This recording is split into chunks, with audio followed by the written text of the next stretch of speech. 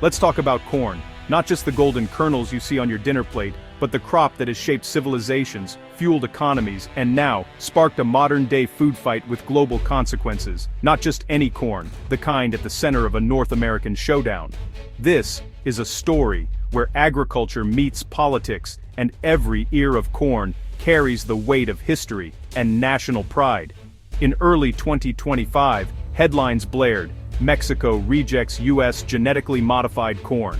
It wasn't just a trade dispute. It was a declaration that sent shockwaves through the continent, challenging the status quo and igniting debates in boardrooms, kitchens, and government halls alike. You might think, isn't corn just corn? Not in this story. Here, corn is a symbol of heritage, of sovereignty, and of the right to choose what ends up on your plate. This is about national identity, billion-dollar trade, and the DNA of a country's staple food. For Mexico, corn is more than a crop. It's a cultural cornerstone, woven into the fabric of daily life and ancient tradition. So when Mexico banned genetically engineered GE corn from the US, it wasn't just a policy change. It shook up a massive trade relationship, putting billions of dollars and generations of farming practices on the line. Enter Canada, quietly ramping up its own corn exports to Mexico, seizing the moment to step into the void left by the US. Suddenly, the corn market became a chessboard, with each country making strategic moves. Now it's a three-way standoff. The US pushing tech and trade, determined to defend its agricultural innovations and market share. Mexico defending tradition and biodiversity, fighting to preserve its native corn varieties and the livelihoods of millions of small farmers, and Canada cashing in, eager to expand its influence in the global corn trade. The debate isn't just about food, it's about who gets to decide what's safe, what's natural, and how much a country can protect its culture in a world of global trade and scientific advancement. The answers are messy, with consequences for everyone from small farmers struggling to survive, to global corporations betting billions on the future of food. This isn't just Mexico's fight, it's a test case for the future of food and sovereignty. The outcome could set a precedent for countries everywhere, as they grapple with the balance between progress and preservation. So grab a snack, preferably a non-controversial one, and let's dive in. Because the story of corn is about to get a whole lot more interesting. Scene transition. In Mexico, corn isn't just food, it's the heart of the nation. For thousands of years, maize has been the foundation of daily life, shaping not only what people eat, but how they live, celebrate, and connect with each other. It's a symbol of resilience, nourishment, and unity, deeply rooted in the land and the spirit of its people. Sin maíz, no hay país. Without corn, there is no country. This saying echoes through markets and kitchens, reminding everyone that corn is more than a crop. It's the backbone of Mexican identity. Every region, every community has its own cherished varieties and recipes, passed down through generations. Corn is woven into every meal, every tradition, every family story.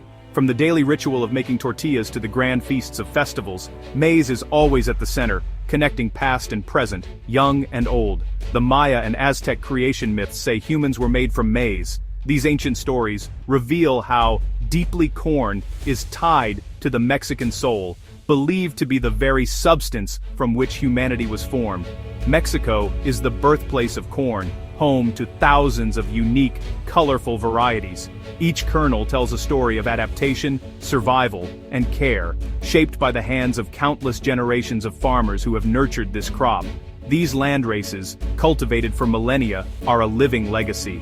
They represent a genetic treasure trove, holding the secrets of flavor, nutrition, and resilience that modern agriculture often overlooks. Across Mexico, families and communities work together to protect these seeds, sharing knowledge and traditions so that the story of corn continues to grow.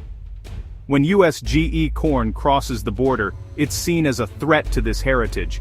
Many fear that imported genetically engineered corn could displace native varieties and disrupt the delicate balance that has been maintained for centuries. The fear, GE pollen contaminates native corn, eroding genetic diversity forever. This loss would not only impact food security, but also erase irreplaceable cultural and biological heritage.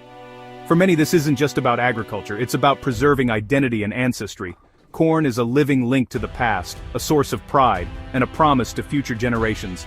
Protecting native corn is about ensuring Mexico's soul survives for future generations. It's a fight for memory, for culture, and for the right to define what it means to be Mexican. Scene transition. In 2025, Mexico took a dramatic step, a constitutional amendment to protect native corn. The law bans planting any genetically engineered corn seeds on Mexican soil. It's a strategic move. Imports of GE corn for animal feed can continue, but the land is off limits. The Goal Shield, Mexico's corn biodiversity from genetic contamination. Studies showed GE DNA already creeping into native varieties, threatening extinction. This amendment is a legal fortress, defending food sovereignty and cultural heritage. President Sheinbaum called it an act of national self-determination. Mexico's message, our corn is not negotiable. Scene transition. Mexico's ban on genetically engineered corn isn't just a matter of cultural pride or tradition, it's a decision deeply rooted in scientific evidence and growing public concern. Over the past decade, Mexican authorities have become increasingly alarmed by the potential health and environmental risks associated with genetically modified organisms, or GMOs, and the chemicals used alongside them. The government's comprehensive review cited hundreds of independent and peer-reviewed studies, many of which highlight the risks posed by genetically engineered corn and glyphosate, the controversial herbicide these crops are designed to withstand. Scientists have raised red flags about glyphosate's persistence in the environment and its potential to disrupt ecosystems. In fact, recent testing found traces of GMOs in the vast majority of tortilla samples taken from markets across Mexico. This discovery has sparked widespread concern, as tortillas are a staple food for millions, and hidden contamination could have far-reaching consequences for public health and food sovereignty. Critics of U.S. industrial corn argue that it's not only less nutritious than native Mexican varieties, but also potentially linked to rising rates of allergies and other health issues. The heavy reliance on chemical inputs in industrial agriculture has only deepened these worries. Environmental concerns are just as urgent.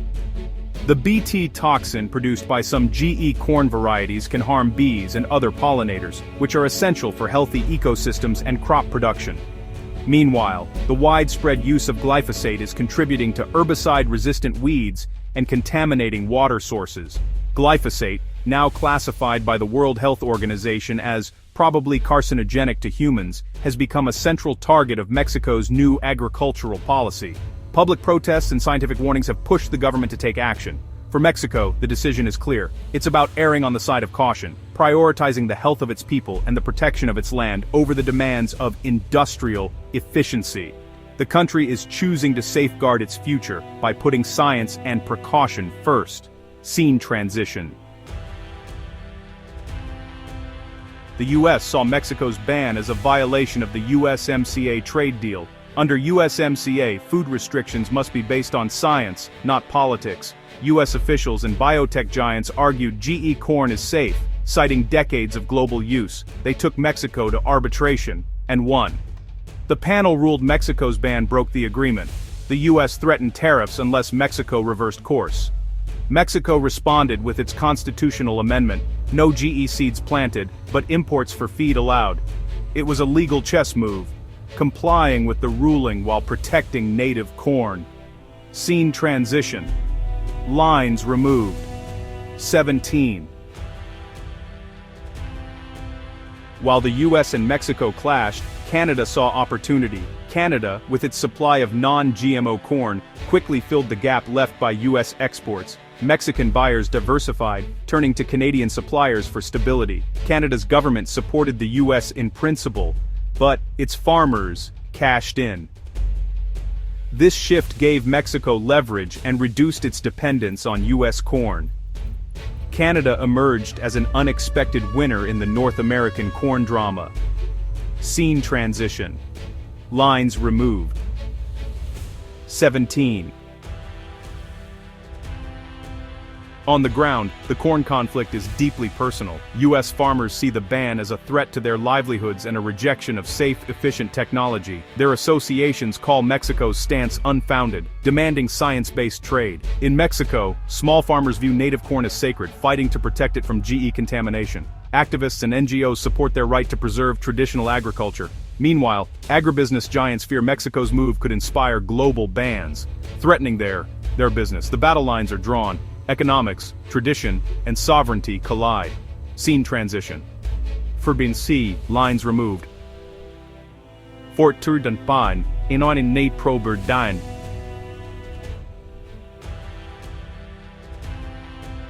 In Washington, the corn dispute is about power, trade, and politics. Big agriculture, a multi-billion-dollar force, pressured the government to defend GE corn exports. U.S. officials argue that letting Mexico block GE corn sets a dangerous precedent for global trade. The USMCA is seen as a gold standard, and defending it is critical for American credibility.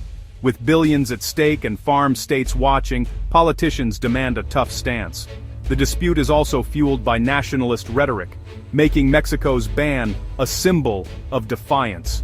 The corn fight is now a proxy for bigger battles over economics, politics, and national pride.